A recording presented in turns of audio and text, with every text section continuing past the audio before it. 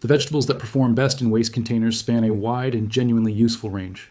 Leafy greens like spinach, lettuce, kale, and arugula grow fast, produce continuously when you harvest the outer leaves and leave the center growing, and thrive in relatively small and shallow containers. Herbs like basil, cilantro, parsley, mint, and chives grow beautifully in even the smallest containers, produce for months, and represent some of the most expensive items per gram in any grocery store, meaning every bunch of fresh basil you harvest from your old tin cans is money directly saved. Tomatoes, peppers, and eggplants need larger containers and more nutrients, but reward the effort with sustained harvests through an entire warm season.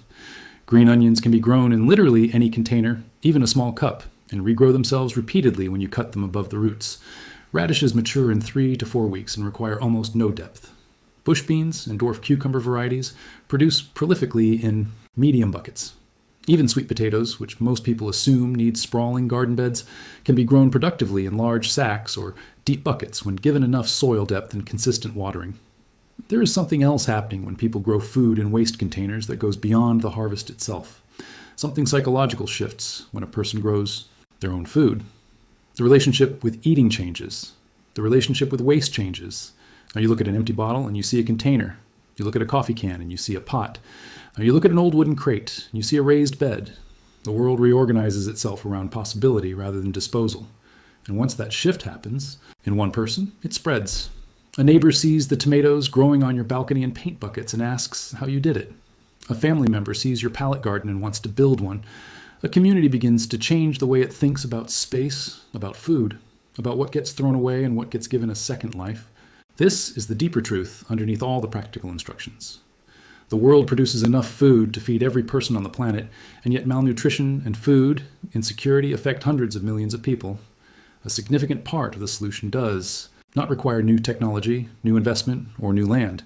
It requires a new way of seeing what already exists. The waste that surrounds us, the bottles, the buckets, the tires, the pallets, the cans, the bags, the crates, is not garbage. It is infrastructure.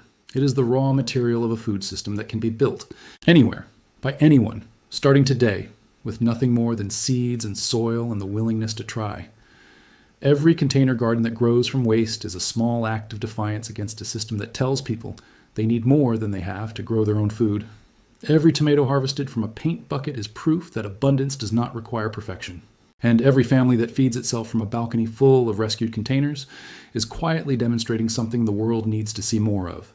That the gap between hunger and harvest is sometimes nothing more than a few holes drilled in the bottom of something that was already being thrown away. And it goes further than bottles and buckets. Old car tires, stacked 2 or 3 high and filled with soil, create deep growing beds perfect for root vegetables like potatoes, carrots, and radishes.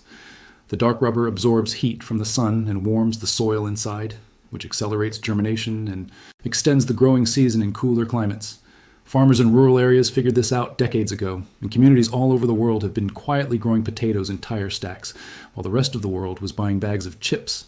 The tire that was once a road hazard, a mosquito breeding ground, and landfill problem becomes a warm, productive, efficient growing chamber for root vegetables that feed entire households. Wooden pallets are another piece of waste that gets criminally underused. The kind used to ship goods in warehouses and factories, those flat, heavy wooden platforms that pile. Up behind every grocery store and distribution center on the planet.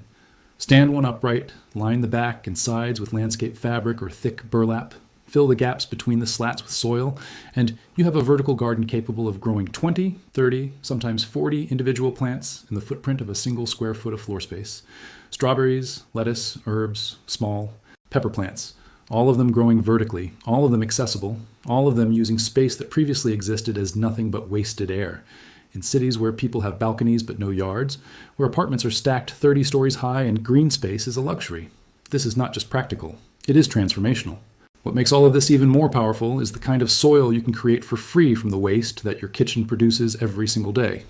Vegetable peels, fruit scraps, coffee grounds, eggshells, tea bags, all of it goes into a compost pile, whether that pile is a fancy bin or just a corner of your yard or even a bucket with holes drilled into it.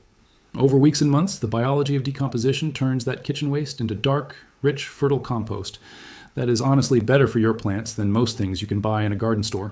The loop closes on itself. Your food scraps feed your soil. Your soil feeds your plants. Your plants feed you. And the cycle runs on nothing but time and a bit of moisture. There's also something that most people miss when they first start growing vegetables in containers, and it is one of the most important things to get right. The mix of what goes into your container matters enormously.